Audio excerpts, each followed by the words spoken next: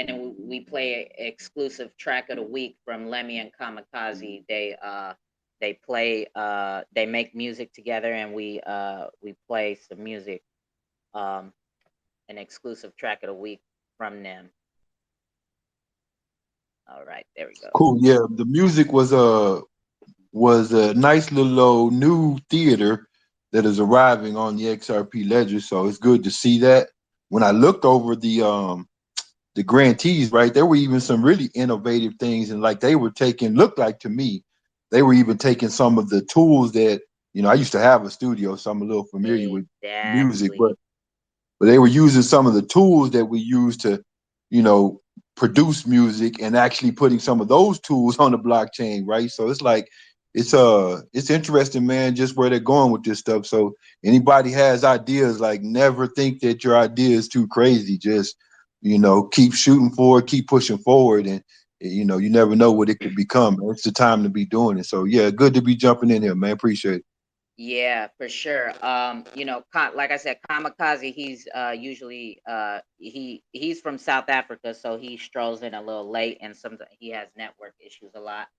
But this is his forefront, right? He wanted me to host this, right? Because he's not a host, right? But he wants to bring music and what it's gonna be on the blockchain to the forefront and have a weekly call about it. So we've been doing this for a good couple of weeks, I think like 14, 15 weeks now. Every Thursday at 2 p.m. Eastern, it is this. This is where we switch lanes on here on my page. Um, and, you know, with what he's built with Sonar Muse, he's used a lot of stuff that was already built. And so, like the coil payment, right? With his platform, artists are artists who get on the Sonar Muse platform if they sign up for the Koyo account, and there's Kamikaze right there. They sign up for the Koyo account and connect all of that stuff. They are being paid in real time. And he just finished the update. Today will be the third week that we're going to be doing this. That I will be playing the exclusive track of the week from the Sonar Muse platform, along with another track off of the Sonar Muse platform from artists that has submitted music and made it to the Sonar Muse platform. And we will be playing the music from there, and they will be getting paid in real time as the music is streaming and you're listening to it. They'll be getting paid their monetization drips in XRP as you guys are listening to it live, right? They'll be getting paid as you're hearing the words come to your ears. So, um, yeah, that's what we do over here on Thursday. And then, kind of just wake and bake conversation. Sometimes we go way left and start talking about some other shit, right? Just kind of chill out from the market talk. Like I was just in that debate room of Solana and the Solana hack and I guess the XRP debate, and with a whole bunch of Bitcoin maxis, and that shit's crazy in there right now.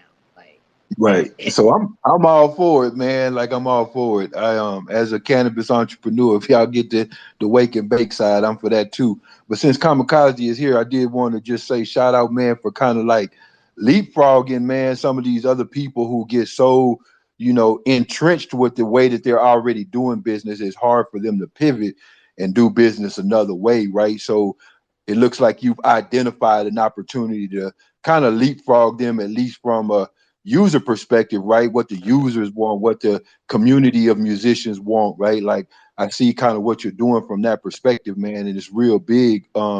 Just a reminder to people, like music is all about communities, right? So like even using the coil plugin, it's great that you're tying that into music, because before it just had kind of your video, YouTube kind of people on there were presenting their information, and now branching out into another venue just kind of adds to the network effect. So if you're asking somebody, hey, look, for this $5, subscription, right, you can get access to this music and these features and etc. Right, you can also add to, like, okay, well, you're getting this video content, you're getting as well as all those other people that are on the network of Coil, right, and as Tuco said, right, we know that allows them to get the micro payments and really get real money in real time instead of having to, worry about, are they demonetizing some of your work? Are they cheating you out of some of your views and, spins or whatever they call it on these streets, some of your streams or whatever, right? It's like you put more transparency in the process as well. So yeah, man, big shout out to what you're doing. And yeah, if you want to speak to some more of what I don't know, then I'll be listening. For sure. What up, Kamikaze? What up, my Yeah. guy?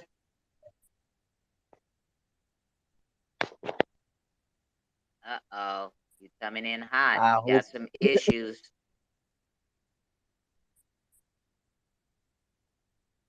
You was breaking up. We couldn't even hear you. Try it again.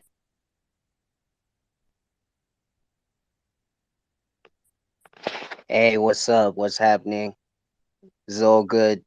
I did want to start with yeah, there could be some connection issues on my side. Once again, there's like blackouts. So yeah, it's really an issue. So hopefully you guys can hear me though. Yeah, we can hear you. We got you. You coming in clear right now. Did you hear what Cash was saying to you? Yeah, I do appreciate what he was saying. Yeah, so with Coil, yeah, it's definitely a game changer. It's definitely something that I feel like could be what the internet needs with Web3, being enabled and people starting to transition into Web3. I think Coil is something that should be embedded on everybody's web browser so that there's access to platforms without ad-based ad-based revenue services being utilized on websites.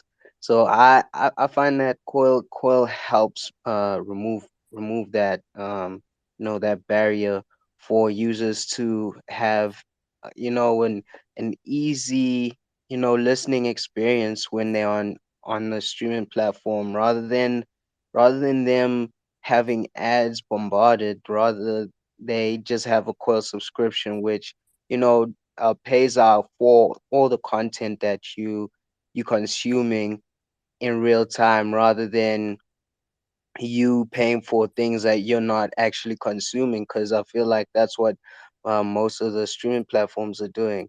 So you paying maybe like for Spotify. I can't remember what the fees are for Spotify, but you pay a fee, like a monthly subscription, and sometimes that money does go to artists that you're not even listening to. So that kind of thing I feel like is not fair on the listeners side, and from the side of their favorite artists, their fan, like the ones that fanatically listening to all the time. So like I feel like those artists aren't getting their their payments from if their core fans, and they just getting a small cut of what the streaming platforms just give them. So yeah, Coil is really something special, and I feel like that's a layer on the internet that needs to be added. And I think that's what crypto is for. For it basically is that internet layer that we basically needed, the payment layer. So yeah, I really appreciate that what you were saying, Kashta. um definitely here to make a change, and I really appreciate that, man. No doubt. So I do have one question. Like, have you considered or have you already started like thinking about or actually doing like when you bring these musicians into the new world of blockchain and what it can do for them, right? Have you considered like encouraging them to bring music videos to these platforms, right? At some point in the future? Because I grew up in kind of the MTV era, right? When it first started, and the music videos were very significant and like building the culture that became music as we know it today, right? And so we see it dwindle down because I guess cable and streaming couldn't find a sweet spot where music videos could proliferate the way that they once did. But I think if you create a new environment, whether it's this metaverse or some type of access point right via these blockchain platforms that you all are creating, I think that would be significant to bring back the culture of music videos and the impact that the visuals can have with the music. Yeah, so yeah, we definitely have been discussing that.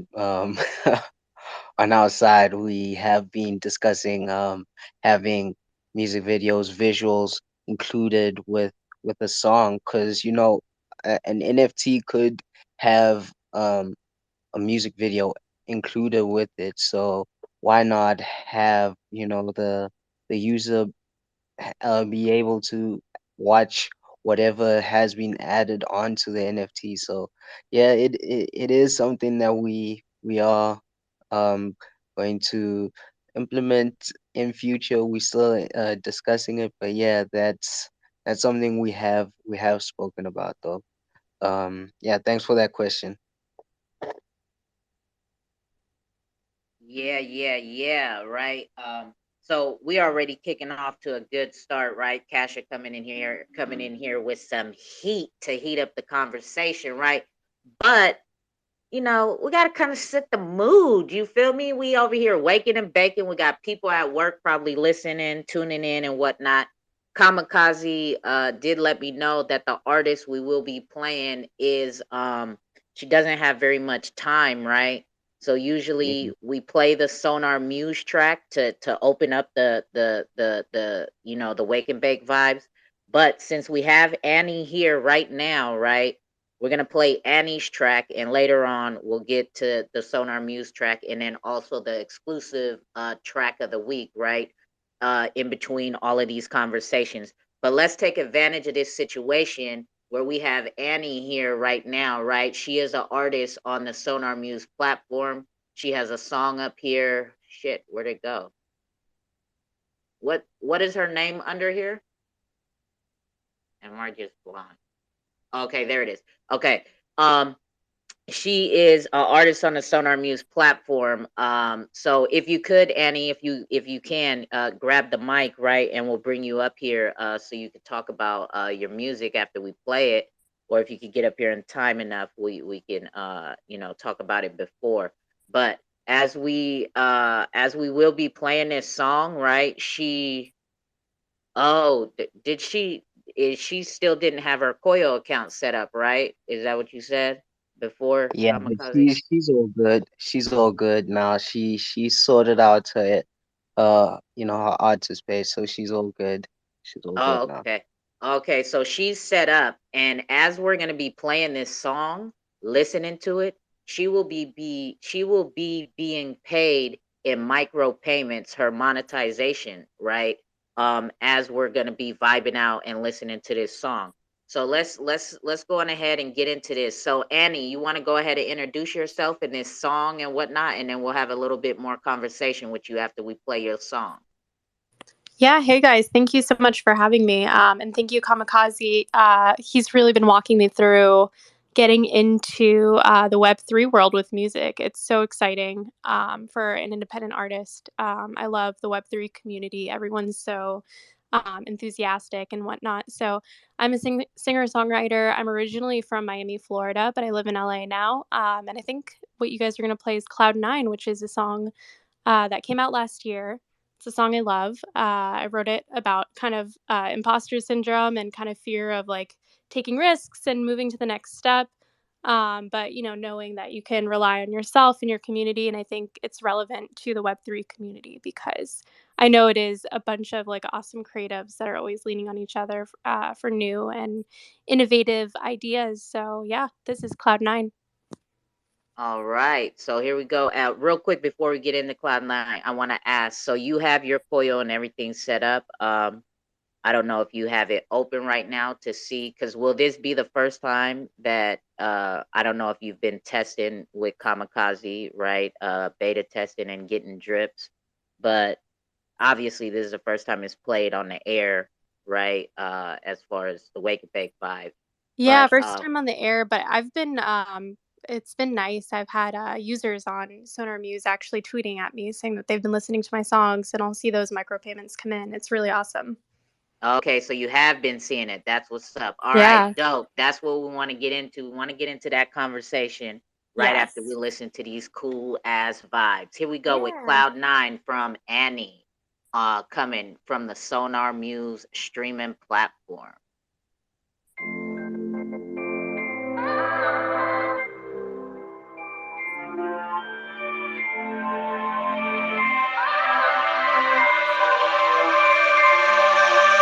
Tell me what we got to lose. We made it this far.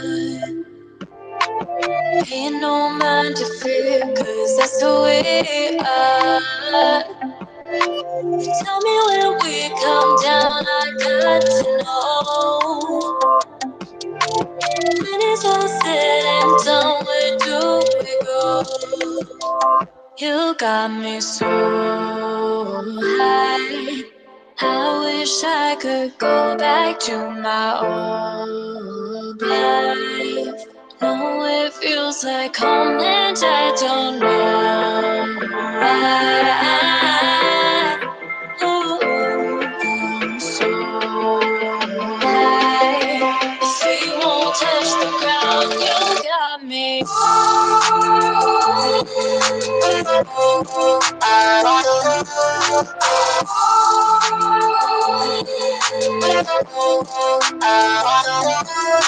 You carry our weight in gold. We waited in line for the thrill, for the love, for the lights. I should feel fine. You tell me when we come down, I got to know. When it's all said and done, where do we go? You got me so high. I wish I could go back to my old life. No, it feels like home and I don't know why. Oh, I'm so high. If you won't touch the ground, you got me.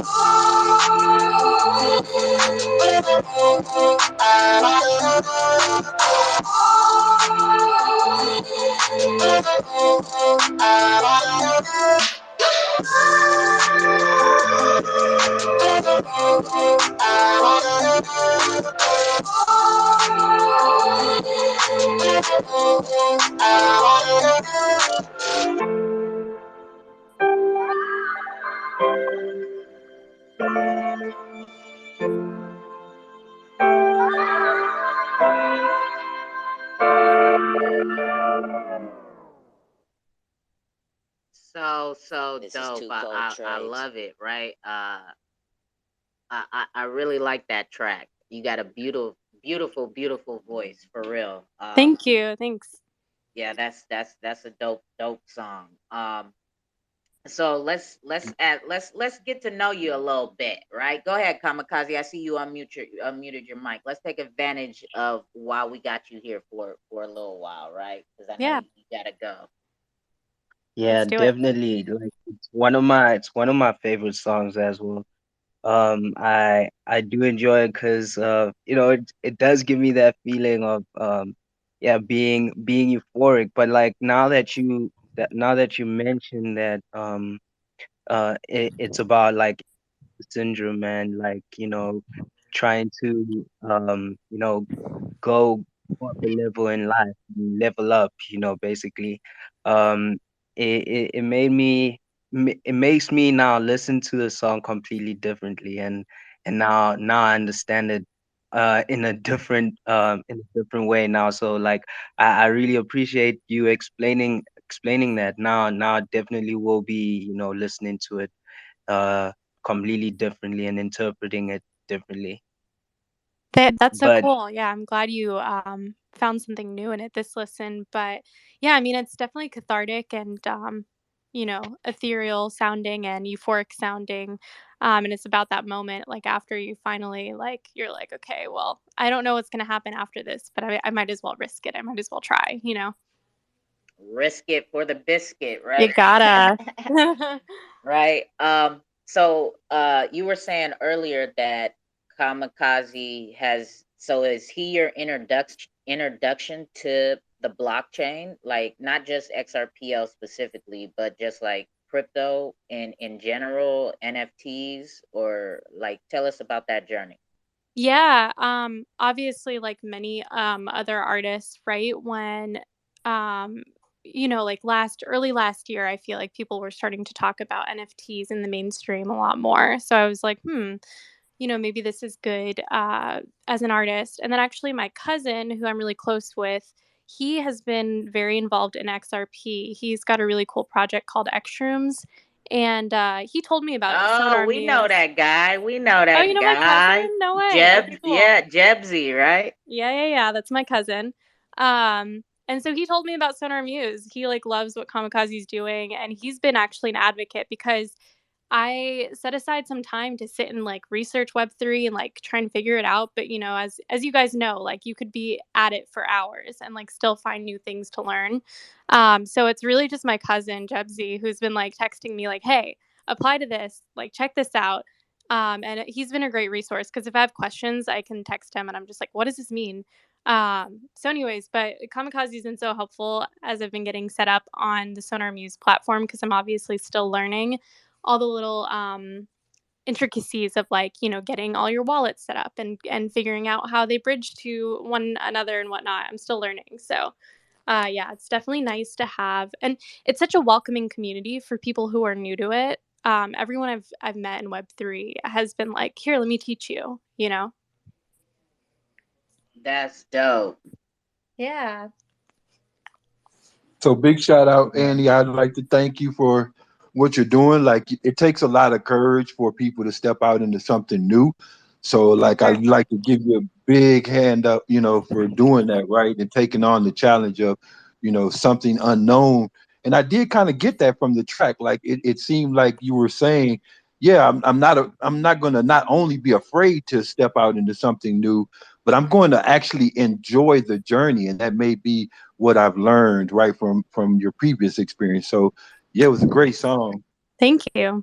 Oh, yeah. I mean, I think in the music industry, especially, and I'm sure you guys could apply this to Web3 as well, the journey is kind of the destination. So, like, my own personal journey in the music industry has been like, oh, of course, have all these huge goals for my music projects, but then realizing that, like, oh, I genuinely love making music and connecting with people who love music. So, like, the journey is really like part of the fulfillment. As they say, the journey is everything, right? Yeah, and shout out to Jeb Z, right, for plugging you and pointing you in the direction of Kamikaze and Sonar Muse, and shout out to Kamikaze for being that helping hand and taking that role, right? Because this is his project, and he's I'm pretty sure he understands the great responsibility that's coming with it as far as onboarding artists such as yourself who don't know about blockchain or all the other possibilities, right? Just like because when the first the first week we started playing music from the Sonar Muse platform, he told me in the middle of the week he was like, listen through the playlist and see which song you want to play for the first time. And I listened to a couple tracks, and as soon as I didn't even finish your song. Like I think I heard like the first like 20-30 seconds, and I stopped it. I was like, this is the one. Like I want to Oh play man. this one.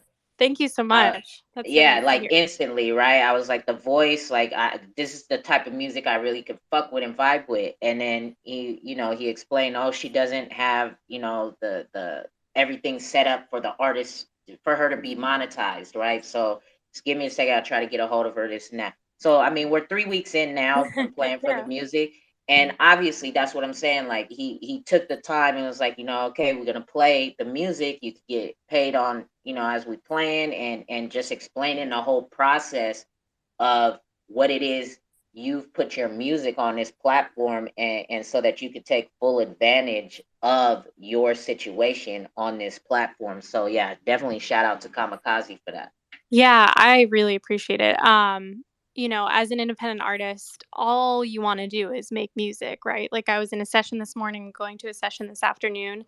But it's sometimes hard to, fit in all of the social media stuff you need to do, fit in all of the business end stuff. So having someone who is so welcoming from the community made a huge difference for me. Dope, dope. Yeah, appreciate that. That actually does kind of lead to the topic that we we were going to speak about today. So the topic was and is um in the music industry, like what are some hindrances and what are some of okay, but first, what are the hindrances that prevent musicians, even managers and art anybody involved in an artist's career, is what actually prevents them from becoming successful in the long run? Like what are some things that are preventing them from being successful? And also, what are some steps to actually help an artist become successful?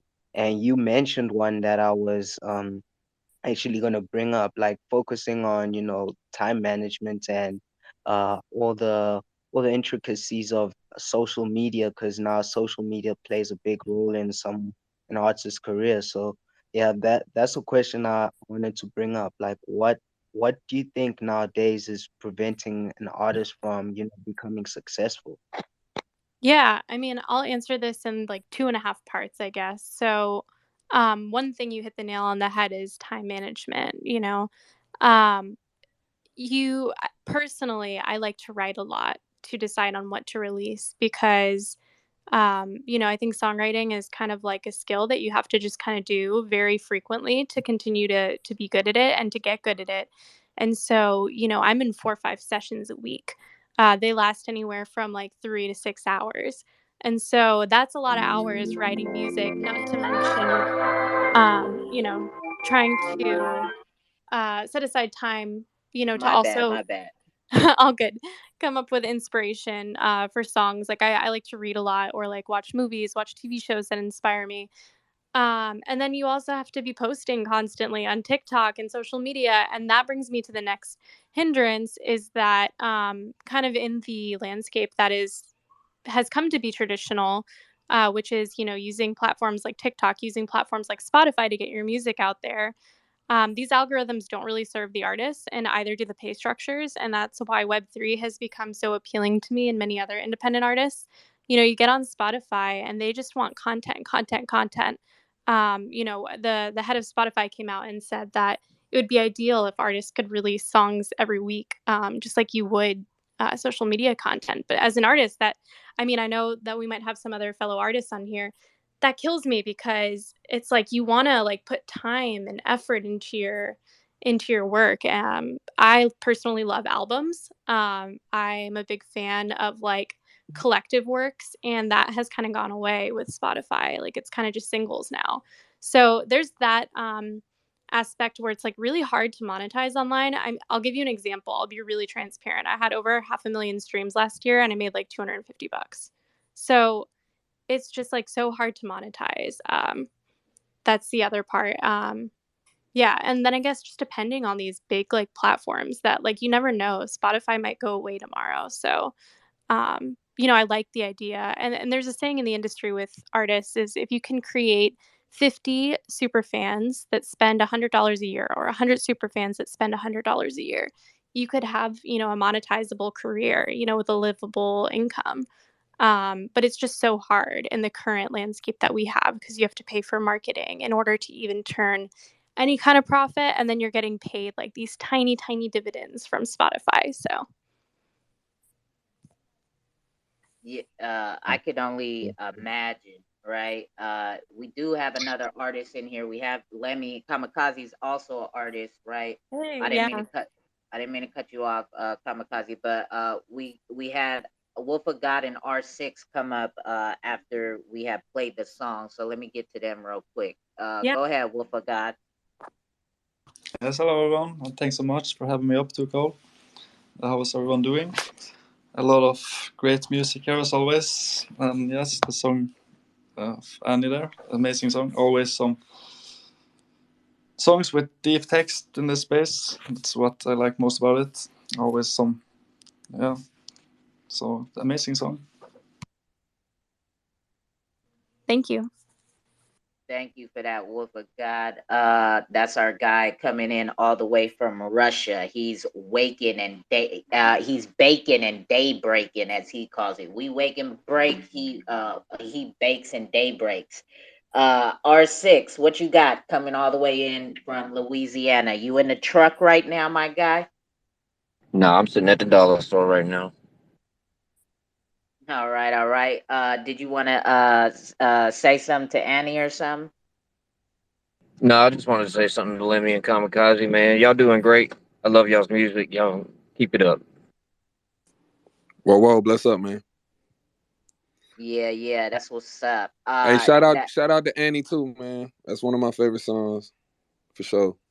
Thank you. yeah, we will definitely run it back, right? As you see we getting people strolling in, right? We'll definitely run it back so that they can enjoy what we had the pleasure of hearing. But we got demo studios up here, and then we'll get back to Kamikaze and Lemmy off of that topic, right? The time management as an artist, because you guys are both artists as well. And for the listeners that are just now joining, there is a new feature on this Twitter Spaces, right? If you cannot talk right now, but would like to join the conversation, right? You could definitely hit the request button. That is never an issue. But there is a chat feature, okay? So if you text in that chat box right there, I got my notifications up on my computer. I can read your comments or your questions through that chat box as well. And the more engagement in that chat box, I think the algorithm kicks it up, and we might get some more people in here and learning about what we got going on with these wake and bake vibes and what we're doing over here every Thursday. So definitely help with that. And if you haven't already, please retweet the room out and share the information that take a break from the fucking market, right? Let's enjoy some music and some regular conversation, right? All right, go ahead, Demo Studios. We got you up here, and then we'll get to back to Kamikaze and Lemmy, back to that topic question. Thank you. Appreciate it. I'm joining late here, so forgive me if this was already answered, but I actually had a question for Annie. Um, I think that's so terrible and sad to get that many streams and then just get paid, pennies, right? So I was wondering, as a songwriter, what to you is most enticing about, music NFTs in general? I know music NFTs right now are very much it's broad, right? There's people using them as investment vehicles, primarily people just using them as collections. What to you is most enticing? I'm just curious. Yeah, what's most enticing to me, honestly, is how much it invites creativity. A lot of my community that I've built on social media, they're also aspiring artists, and so there's a lot of people out there trying to create things. So I love that, like creating a token for yourself and like creating kind of like a fan economy where not only can they support you and your music, but you can also have them supporting each other and like trading their own services. Like I get a lot of DMs about like, hey, I make cover art. Like I would love to make some cover art for you. It'd be great if I could like, pay them in a token or like, put them in a community where they can meet other artists, other musical artists, and just kind of a meeting of a bunch of different creatives and giving them a way to kind of reward each other and pay each other for their services that isn't going to go through some kind of middleman. I think it's really cool. That is really cool. And then one more follow-up question. do you see the same thing happen with collaboration? Like, do you ever find that your fans are say, uploading covers of your music on Instagram stories, for example, or duetting you on TikTok? Yeah, a lot of the times it's more they want me to listen to the original stuff that they've made, which I love that anyways, and I'm always a fan of kind of like helping out other artists and highlighting them. But definitely, I get a lot of people reaching out to remix my songs. So I think, it's something I've been thinking a lot about is like, how could I foster community of people that are like kind enough to listen to my music and bring them up with me, whether it's their own original music or if they want to make a remix for me. How can I use, NFTs and crypto and just basically the whole idea of like creating like a decentralized, environment for creatives. I guess to help elevate them and elevate myself as well.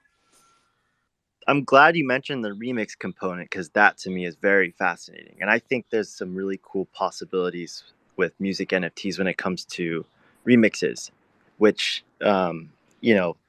brings in the original creator, you, and also ties in the remixer into the new economics. Yeah, for sure. I read this great white paper. They used Taylor Swift as like an example because she's been around for a long time. Where if like you got a token for, being an early adopter, an early fan, you would have X amount of tokens by now, and then, her community of fans, a lot of people have become songwriters now or creatives or artists. A lot of people make like independent merch about her. So that is like a whole nother community. And then the blockchain with the remix thing, making it so easy to track, where the original owner and original creator came from, I think could be a huge game changer in the way that remixing is done. Totally agree. Totally agree. All right. Let's get to Lemmy and then Kamikaze with the to jump in on this artist conversation. All right, for sure. What prevents success from art for artists? It just first of all, it's what is your definition of success as an artist? Is the first thing that you want to ask yourself. You know what I'm saying? I feel like some people measure success off of being signed. Others who may be independent like myself, shit, just stepping into this whole realm of the Xrpl and becoming an artist. I find that on my way to being successful, like finding something like, finding being able to find my niche, find a new fan base, is something that I love. That's success to me. You know what I'm saying? Like, you got in my field where I rap. Some people look at a chain as success. Like I said, getting signed, getting that advance. But you know what I'm saying? On the other side, you got your managers and your label taking money. So it just in other ways, I don't look at that as success. So you know what I'm saying? So I could be like, hey, I could tell that artist, man, you preventing yourself from being successful when you're not realizing your worth. So I don't know, I think that it starts with that, honestly. What's your definition of success? And then what are steps for artists to become successful? Like back in the days, you had like for instance, I'm gonna use that independent and signed artists comparison for a minute. Back in the day, you had independent artists selling records out the trunk, and they was, every single dollar was coming back to them. You know what I'm saying? So those was steps to become successful back in the days. But then record labels and people found out about that, and they called it bootlegging, and they bought in this digital thing because it was tampering their brand. And then you got the signed artists, they go on tours, they got their music videos funded by the label and things like that. They look at that as being successful. But me in today's age, I look at the Web3, artists like with the Sonar Muse platform, Web3, that those are steps for if you want to control as much as if you want to control as much as you want to be able to attain, then I think that Web3 is a great way to become successful. It's like a whole new universe. Like when they say the metaverse and all of that, it is a whole new universe. Like you stepping, it's like you already took off from Earth and you in a whole new world. Like seeing micropayments and seeing the stuff go straight to your wallet. That's ways of being successful. And the time management aspect, um, I learned, you know what I'm saying, like, and it wasn't a challenge, but I took it as a challenge, like, writing these songs for the Xrpl and doing these certain songs for the Ledger, that I had to align myself with XRP and do these tracks in the XRP timing, like, which is fast, very fast. And you know, I'm not saying that you got to rush it, but you know, that was a challenge. It was a challenge for me, and I like getting things done. I like a heavy workload, and I like a lot of work on my plate, especially when it's things that I love, because it's a challenge. I like to get it done at a fast pace. So, that's my answer to the question. All right, all right. Let's get to Kamikaze, and I see we got some hands up as well. So go ahead, Kamikaze. That was your topic, and you're an artist as well. So why don't you chime in on that? Yeah, so with the first I want to speak about the whole streaming service thing, what Annie mentioned about like her stats. So I did do research on all the streaming platforms and how much they pay out. And yeah, it is like really, it really is unbelievable how much they are paying out artists and how much they actually are um getting as revenue from at the end of the year. Like they grossing a lot more than they actually paying out for artists. So I found that quite unfair. So the whole micropayments idea and plan on the Sona Muse platform is the reason why we decided to go that route. The whole Because of the whole Spotify and all other streaming platforms, the way they pay out. Because with Coil, apparently the rate is you get paid about 39 cents an hour or something like that, which is a lot more than how much you would get paid out compared to streaming platforms. So yeah, that's the one thing I wanted to mention. With me, what I think is a hindrance to artists, honestly, I feel is them not educating themselves um about like the industry and the industry they're trying to break in.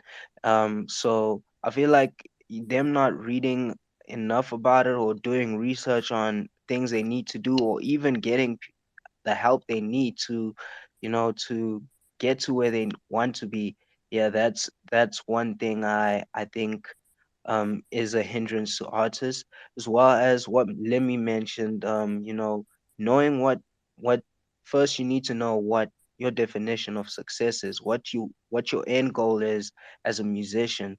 First of all, you can't just take on the journey and not know when the journey is going to end or where the end destination is.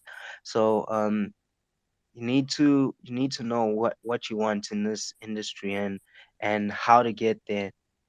So just like one of the artists on Astrals on X, Mike Rebel, there was a time when we were on a space with him and he mentioned that in the industry, like if you're trying to get signed, you better know what you want at the end, and you better take advantage of what they give you. So you better make sure that you know what you want.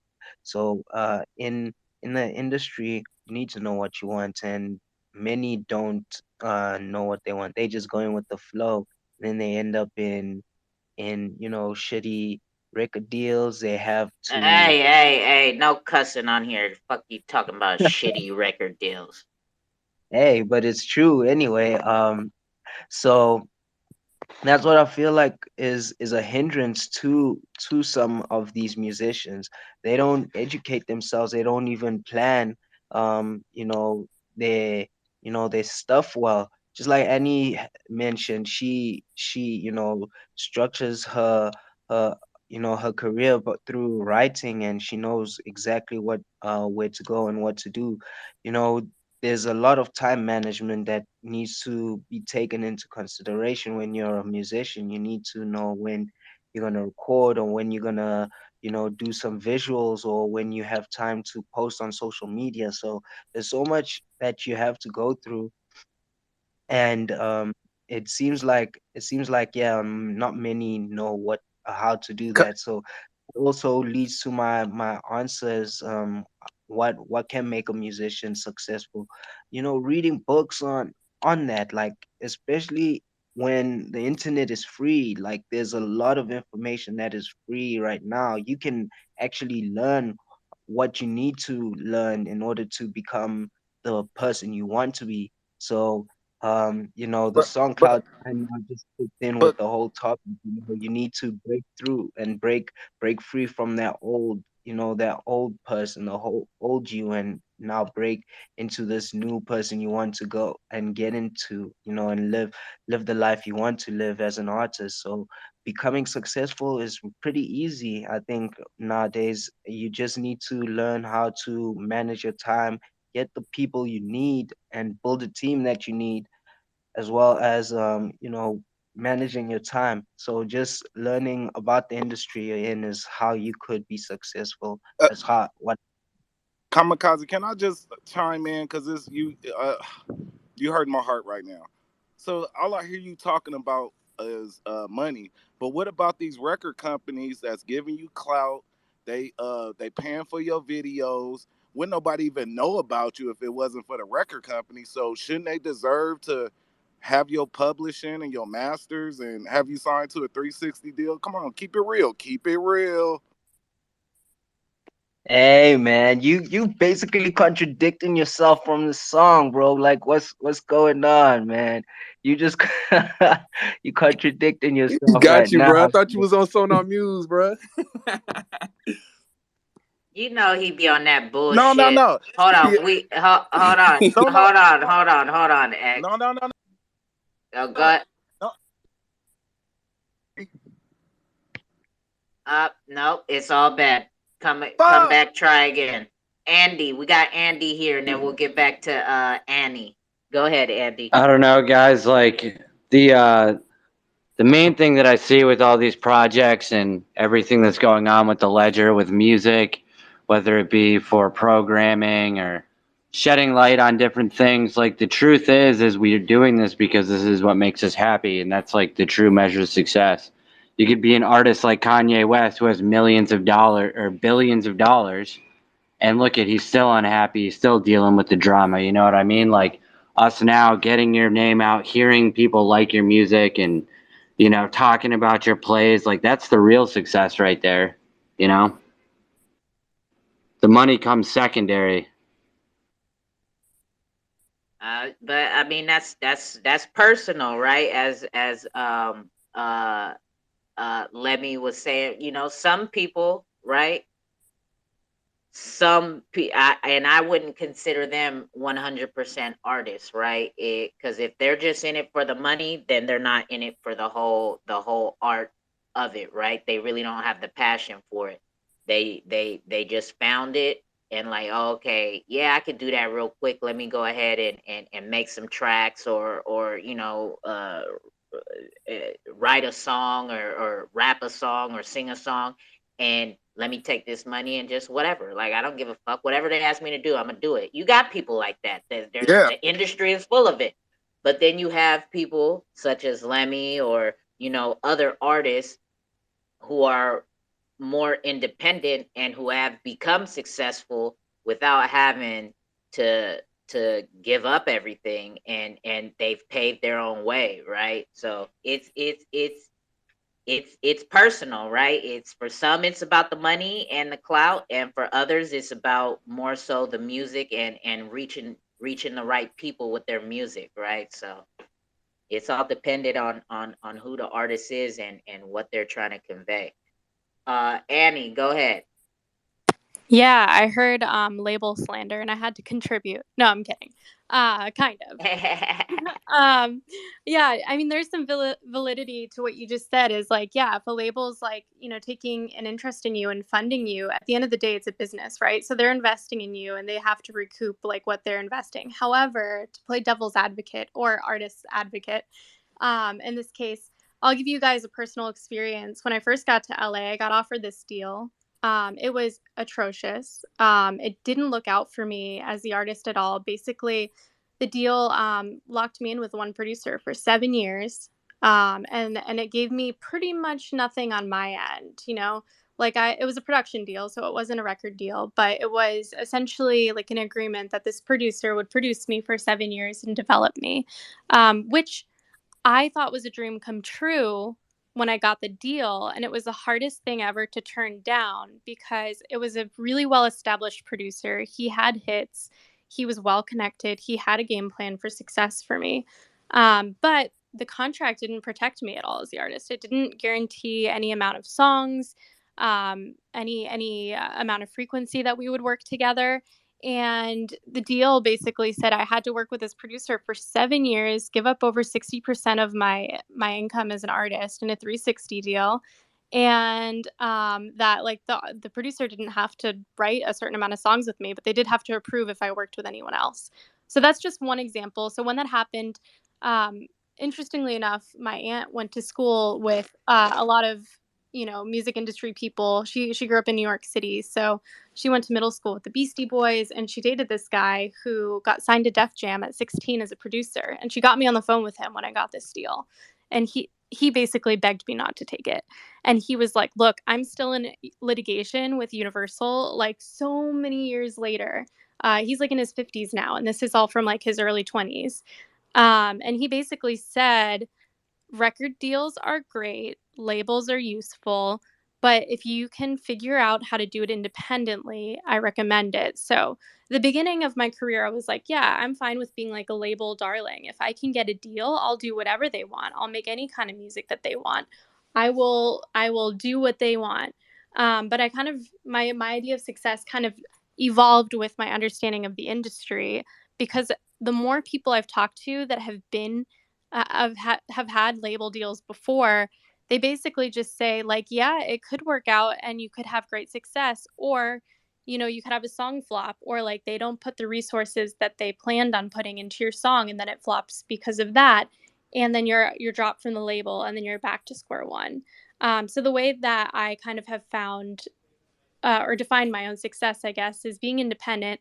I can kind of control my growth, and I can treat my career like a business, and I can invest my own money into marketing as long as I'm smart about where I'm putting the funding. So I guess that's kind of where I'm at with success. Because just like a business, you can choose what to spend, and you can figure out, hey, am I like turning a profit here? And like the others were saying, it's so much more about making the music, anyways.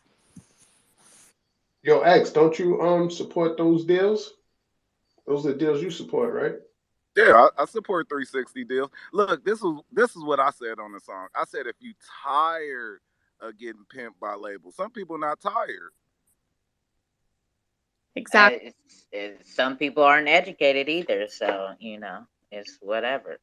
If you know what you're getting into and you're down for it, yeah, labels are great in that way. Yep. Andy, X is supporting the uneducated artists.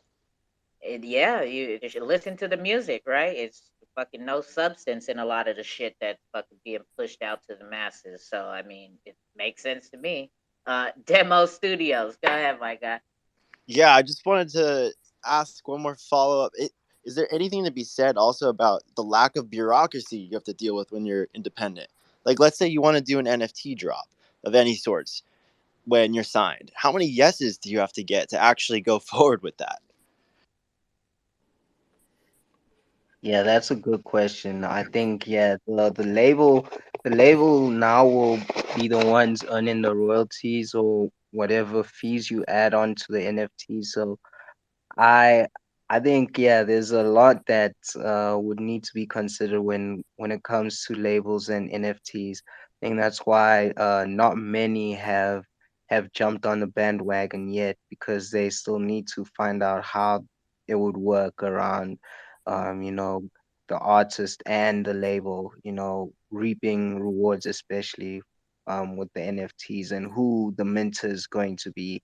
Those are kind of questions that I also have, you know, have been asking myself like how would a label actually be able to, you know, mint an NFT on behalf of the artist and um how will they even split the fees and the royalties when it comes to NFTs. But yeah, that question, I think it is something to consider. The labels are gonna have like they're gonna take a huge chunk and a huge voting rights. They have more rights to decide if a song can be minted as an NFT or not. So is that talking about like major labels? Because when you started that conversation and you expanded there, that made me think of XRPL project, right? They're kind of like a label, basically. So, like, that's like instantly where my brain went. Like, how is that going to work when you just said that? Who's going to mint it, and how are their artists going to be paid out, and that and this and that? Yeah, so I'm talking about like major labels, um, like the you know Universals and you know Sony and Sony all and all that. Okay, yeah. them they'll probably have one wallet or multiple wallets for minting their artist NFTs, but like or they'll let their artists mint the NFTs. I don't know how they'll that'll work, but like that's something that uh needs to be asked and how I think that's why they are taking their time with the whole NFT craze and getting into the music NFT scene because there's all these, you know, loops that they have to get through in order to, you know, start doing this right. And they need to find a way to, you know, benefit from NFTs at the same time. I Yep, think yep. that I think that it's gonna get ugly. Because a lot of these artists, they already know they know what's going on. They know that they can, you know, free themselves from the label and and and when it come down to it and when they ready to release certain music, the label's gonna get in the way. And I don't know what none of these contracts are looking like or anything like that. And I'm not a music lawyer, but when it come down to it, the label gonna want to cut, and some of these artists ain't gonna budge. You're gonna see who's real and who's not. At least that's what I think is gonna happen. It's gonna be a war. Let's get yeah, it's as they say in war, right? Things get ugly before they get better, so for sure. Kasha, go ahead, Kasha. Then we got Wolf of God and back down to demo studio. Cool, man. Yeah, I was patient, man, listening, and it was funny because a lot of the speakers touched on a lot of things that I was thinking. So it's some good information being given in here, man. But like I'm old school again, right? So at the end of the day, this music game comes down to like networks at the end of the day, right? We've seen great artists, right, that produce good music, and we see them monetize that in different ways. Like Lenny was saying, we had the pop trunk culture where people were just selling out the trunk of their car, right? But at the end of the day, what you went to the label for, right? They were the gatekeeper that had the network that was going to say, how do you access this other hood that don't know anything about you? How do you access this other hood over here that knows nothing about you, right? So you went to the gatekeeper to say, hey, look, give me access to this network, right? That's going to expand me beyond what my personal reach is, right? So that's really what the dynamics is all down to. But at the end of the day, if we roll that back, the people who were successful pumping out of the trunk of their cars, right, still had to do a lot of that hard work to create that buzz, create that music, do all of the work, right, that they had to do Yeah, to I even know build about that this. product to make it. something that the masses would even enjoy, right? So there's this marriage between these artists, and ultimately what we're saying is networks, right? So what I think I would encourage the artists to do is, you've already identified that you want to take out the gatekeepers, right? Because they're extorting you from your real value. A lot of the artists are not Mhm. necessarily trying to come in Jake, to my make bad. money, My bad. Jake, mute your mic, bro. to make money, but they do want to be compensated fair value for the art that they create, right? So if you create a bad song, nobody's listening to it. The artist is not expecting a lot from that. But if you create a song and literally every household in the world knows that song, right? Then there's a certain intrinsic value that goes along with that content, right? So they just want to be compensated appropriately for the material and art that they bring to the world, right? And this is really what we have going on. So between that marriage of this artist and this network, the network has to understand your side of the responsibility is to build this network that is so diverse that the artist sees the value of joining. The artist is doing his side of the work of building content and building community, right? Because you're bringing that community to the network and actually bringing value to the network. So I'm gonna kind of bring this back a little bit into just like an example I want to share with y'all. I'm in a newly launched marijuana legal state, right? I can tell you all for certain, and I've been in the music business and cannabis business for a very long time, right? I can tell y'all that this environment is like starving for entertainment, right? So how we hustle music in the old days is we got on the road and we went to these communities. So the same dynamics needs to be done with your music now, but now you're taking your platform with you as you go, right? So not only are you coming to these environments, getting paid and sharing your music and spreading your music, you're also saying, hey, look, this is this network, right? That we're going to be building as we keep spreading, as we're going out on the road and introducing the music and platform to different people, and also be advertising for the network as well, right? So I think that those things need to be considered to really, really launch this where it can potentially go. Is just kind of remember those dynamics and always have that working relationship, because the community plays a part too, right? Like at some point, as she was saying about the tokenizing of the artist and the potential community involvement, as Annie was saying, that becomes big for me, right? Because if I see an opportunity, right, to invest in this artist, I know that you may need capital to do visual arts and take road trips, et cetera, et cetera, et cetera. But if I'm going to get in as an early participant,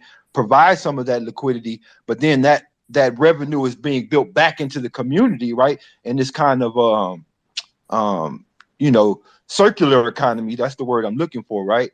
Then that's how you kind of approach this. So, man, I love what's being said here, and I'm glad that y'all kind of gave me an opportunity to kind of chime in on that, because I understand what Triple X is saying. This always comes down to a leverage at the end of the day, right? And if you don't have the leverage, you're going to basically conform to those who do, right? Like at the end of the day.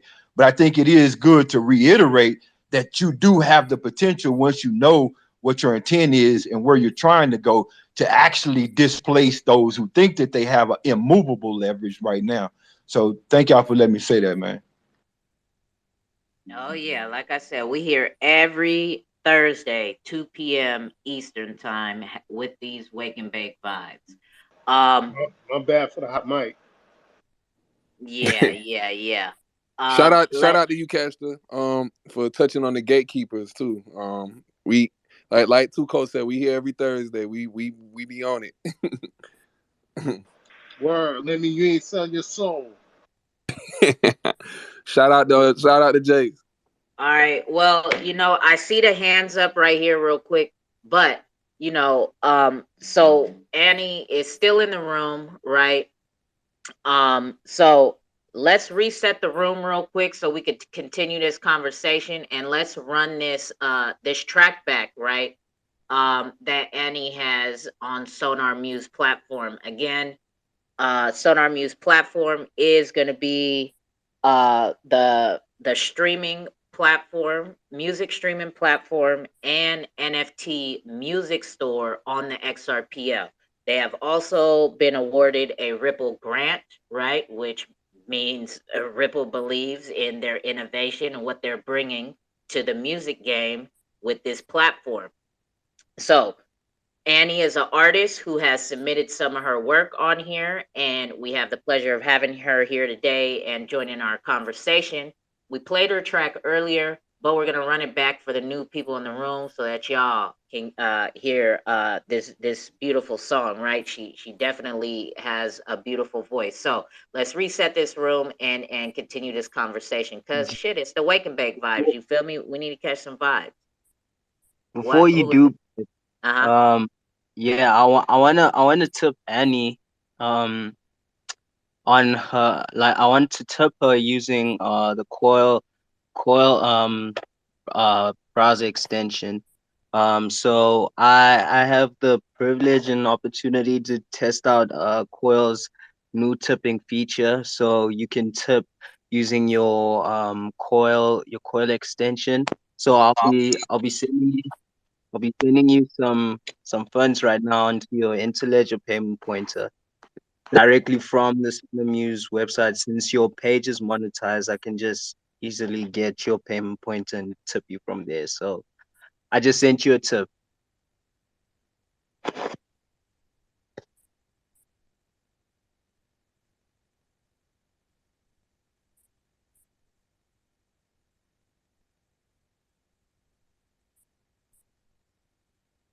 Sorry, it took me a second to get the mic. Thank you so much. Awesome, no stress, no problem. Well, yeah, back to you too, Cole.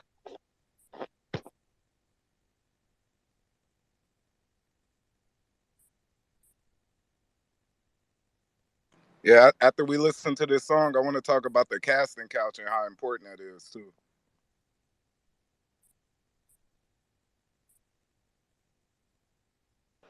You said the casting couch. How bad do you really want it? I don't know. I don't know if Too Cold's there, but I think she probably is playing the music and doesn't know that it's like off. She on But mute. yeah, yeah, I don't Hey, think she knows. send her a message. Send her a message. Uh, Damn, X, I thought you was actually serious for a second with casting couch. I had to think for a second.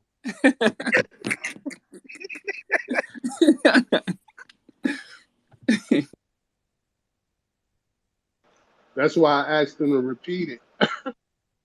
Shit, if I was Kamikaze, I have a casting couch. You want to get on Sonar Muse? You already know what to do. I need you to do something strange in the metaverse for me. You feel me?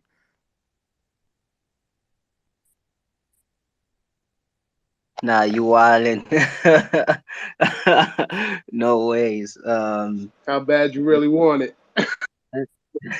Yeah, that's some gatekeeping stuff, and I'm not about that life, especially with the gatekeeping vibes. Hey guys, while we are waiting, how is the beta test going? Sounds like almost everyone in here is beta testing the Sonomuse. Hey, Wolf. No, not everyone here is a beta tester. We still haven't, invited more testers on. But as soon as we do start inviting more people, then we'll let you know. But for now, yeah, we still in closed beta, still building, adding on more features.